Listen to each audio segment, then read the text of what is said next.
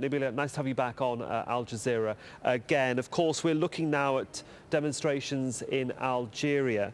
Was it to be expected? Absolutely. I think the Mubarak's resignation yesterday and last month's overthrow of Tunisia's leader have certainly electrified the Arab world and led pro-democracy groups and indeed human rights organizations to orchestrate demonstrations in Algeria to demand greater freedoms, greater democratic freedoms, a change of government and more change. And it should be noted that the demonstrations have been banned by officials, and instead thousands of riot police have been sent to stop the demonstrators from mimicking the uprisings which led to the departure of President Mubarak. And it should also be noted that Algeria is the country in the world where you have the highest number of police officers per capita.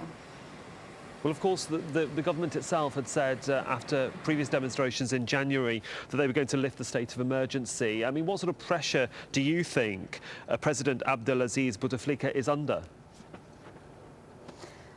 It's interesting that you should raise the demonstrations early in January, and they were more about soaring food prices and mass unemployment and essentially socio-economic problems. And we've seen how the government introduced a quick fix by negotiating prices of food commodities directly with producers, and it led the demonstrations to effectively peter out.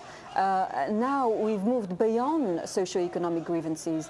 People are clearly demanding democratic reforms. They want greater freedom, and so the regime is under an awful lot of pressure. Can we just take this a little bit wider in the sense that now we're seeing regional governments, whether they be in Yemen, in Saudi, in Sudan, in Jordan, all commenting or taking action to try and appease their populations. Saudi Arabia, for example, is very critical of the people and demonstrations that occurred certainly in Egypt and have been very vocal about it. How rattled are Middle East governments and regimes over what's gone on in Tunisia and especially what's gone on in Egypt?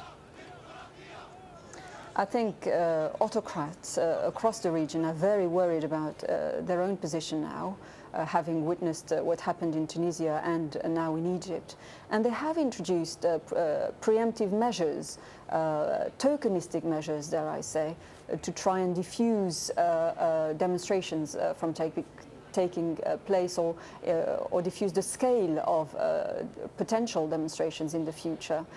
But what's abundantly clear is that now there seems to be a culture of dissent and indeed discontent which is emerging in the region, and people are not only demanding the right to be able to have a decent life, earn a living and that sort of things, but also the rights to basic human rights, to have basic democratic freedoms. So and we clearly see how the people in the Middle East and North Africa are interconnected, not just through the internet, Facebook or Twitter, but through their demands. And there's a genuine sense of injustice. And in that sense, I think we can talk about, we can describe the situation as or the people trying to indeed define a sort of pan-Arab identity. Well, we shall see what happens in the coming hours and days. For the moment, Nabila Ramdani, thank you very much.